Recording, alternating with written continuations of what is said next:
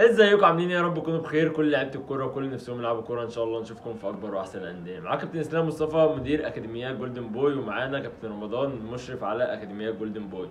طبعا احنا متابعين الفان بيج بتاعتنا، فهنتكلم النهارده عن مفاجأتين هنتكلم عليهم في اخر الفيديو بعد ما كابتن رمضان استعرض لنا كده معظم الخطط اللي احنا خططنا لها الفتره اللي فاتت ومشينا عليها وحققنا منها ايه بالظبط. كابتن رمضان هيتكلم عنها كلها، وبعد كده نتكلم عن النقطتين اللي انتم مستنيينهم. اتفضل يا كابتن رمضان، قول لنا كده الفتره اللي فاتت احنا خططنا لايه وانجزنا منه ايه بالظبط. طبعا في البدايه حابب ارحب بكابتن اسلام، وكل شويه احنا طبعا بنجهز لحاجه جديده وافكار جديده دايما، لان احنا كان هدفنا خطه ربع سنويه بالنسبه لنا. يعني السنه عندنا 12 شهر، كل 3 شهور بالنسبه لنا بنخطط لبلان جديده، عشان خاطر دايما احنا بنحب التطور والتخطيط يبقى في مصلحه الاولاد ومصلحه الاكاديميه بالكامل.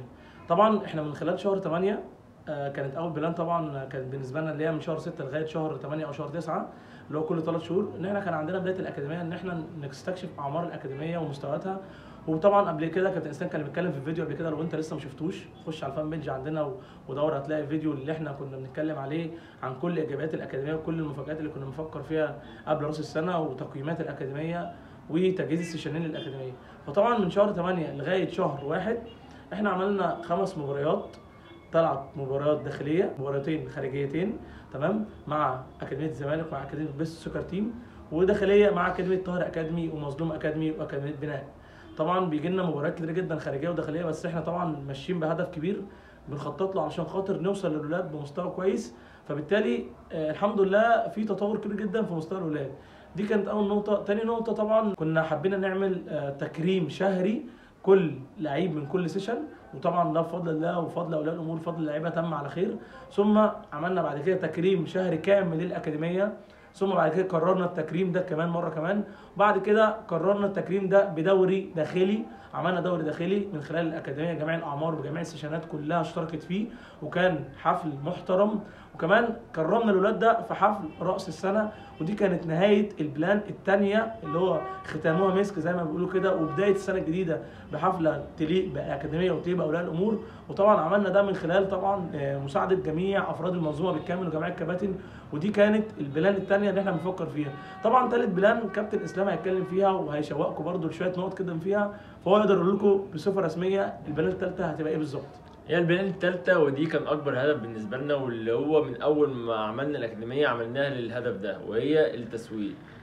خلاص ابتدينا إجراءات شركة التسويق اللي احنا كنا متكلمين عليها، وفوضت كابتن رمضان راح قعد مع المحامي، وابتدينا نبتدي في إجراءات شركة التسويق. طب شركة التسويق أنت هتستفاد منها إيه؟ احنا زي ما قلنا عندنا 3 مراحل في الأكاديمية. مرحلة تأسيسية وهي بتأسس في كرة القدم لو لسه مبتدئ أو ناقصك حاجات كتير. المرحلة الثانية وهي مرحلة تأهيلية اللي هي المستوى اعلى شويه، انت خلاص خدت الاساسيات وخدت ده كله، تبتدي تعمل مباريات وديه مع اكاديميات وتبتدي تشتغل على مستواك. طب انت مستواك بقى عالي ومستواك دلوقتي وصلت لاعلى حاجه في المرحله التاهيليه دي، بقى المرحله اللي احنا عملنا شركه تسويق عشانها. بناخد من كل مرحله سنيه فرقه مميزه، وبنبتدي ان احنا نشتغل عليها تسويق. وابتدينا بفرقه 2013 الفتره اللي فاتت، وكان اول ماتش ودي كان مع نادي اسوان، دوري ممتاز، وحالفنا الحظ وتوفيق ربنا طبعا ان هو اول مباراه وديه تم اختيار لعيب من عندنا وانضم لنادي اسوان بدون اي مقابل مادي. ودي كانت حاجه يعني فرحت ناس كتير من الناس اللي كانت معانا في المباراه دي، واديتهم ثقه ان هم ان شاء الله سهل جدا يروحوا انديه من خلال المباريات التسويقيه دي. وده اللي احنا اتكلمنا عليه، ان احنا هنسوق اللعيبه بتاعتنا من خلال المباريات، مش اللي هو هنروح نوديه اختبارات او يتمرمط في الاختبارات في الصيف، لا احنا هنعمل مباريات عشان تسويق.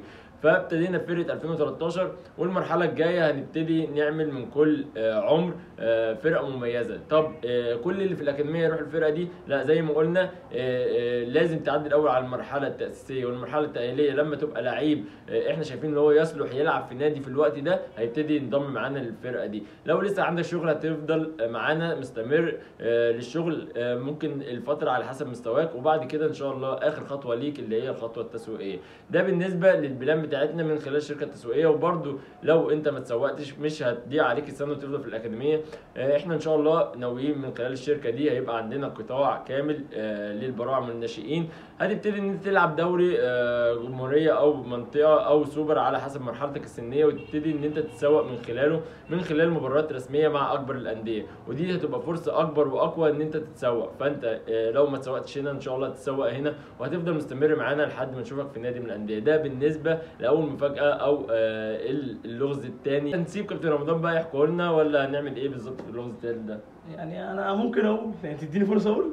انا شايف ان احنا نشوقهم ولا نقول؟ لا نقول بقى كابتن اسلام. انت قلت تاني لغز، بس ده يعني دي نقطه حلوه جدا هتفيد الرياضيين جدا في محافظه القاهره وبالاخص حي المرج. فبس قبل ما ابدا طبعا المفاجاه دي، برضو احنا كابتن اسلام ما شاء الله كان ليه السنه دي هدف ان هو يخطط لفرقه 2004، برضو نسيناها، ما جبناش سيرتها خالص في فتره من الفترات. بس فعلا كان على مدار الفترات الشهر اللي فات او خلال شهرين ربنا كرمنا مع اول مشاركه السنه دي واول تجهيز للفرقه واول عناصر تتعرف مع بعض من جميع محافظات الجمهوريه واحياء القاهره، من منوفيه، من الشرقيه، من المنصوره، من كفر الشيخ، من اليوب، من كل الكلام ده. وربنا كرمنا ودلوقتي احرزنا المركز الخامس او السادس في الدور الاولاني، وده مركز كويس جدا في المنطقه الدافئه في الجدول. فطبعا دي كانت نقطه مهمه جدا لازم اتكلم فيها، ان احنا فعلا كنا بادئين تسويق السنه دي فعلا رسميا، وفي اكتر من حد وديناه انديه وربنا ما كرموش ما حلفوش الحظ، سواء من البراعم او الفريق 2004. فدي كانت نقطه كنت حابب اقولها للكابتن اسلام. برضو من تاني نقطه في كلمه السر 3 في 1.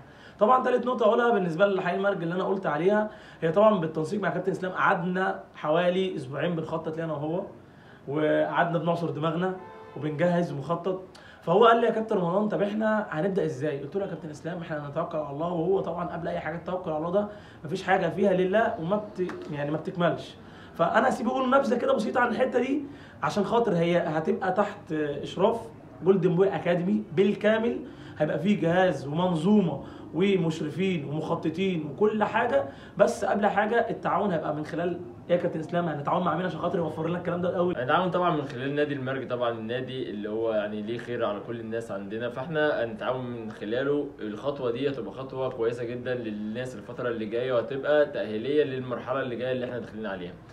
وهي ان شاء الله باذن الله بنسعى جاهدين واملين من ربنا ان هو يتمها لنا على خير، لان طبعا احنا كل حاجه بنسعى ونتيجتها بتبقى على ربنا. ان احنا ان شاء الله ناويين ننظم بطوله اكاديميات ان شاء الله عندنا في نادي المرج، هتكون تحت اشرافنا، تحت اشراف اكاديميات جولدن بوي بمشرفيها بمدربيها بالاداريين بكل حاجه، وهتبقى على اعلى مستوى زي البطولات الكبيره اللي بتحصل في مصر ان شاء الله. هدفها برضو زياده الاحتكاكات وزياده المشاركات الرسميه لاكثر من الناس بعيدا عن الفرقه اللي احنا عاملينها، فيقدر باقي الاكاديميه تقدر ان انت تشترك وتلعب ماتشات رسميه وهتفيدك ان شاء الله. اخر حاجه هقولها في الفيديو كابتن اسلام، في خلي بقى اخر لغز او اخر مفاجاه نشوقهم بقى شويه بقى كابتن اسلام. لا نخليها ننزلها لهم على الفان بيج، بس يعني نزيد التفاعل على الفيديو ده عشان ننزل لهم المفاجاه الاخيره ان شاء الله. خلاص انا ما اقدرش اكسر له كلمه، فهو الراجل خلاص قال لي مش دلوقتي.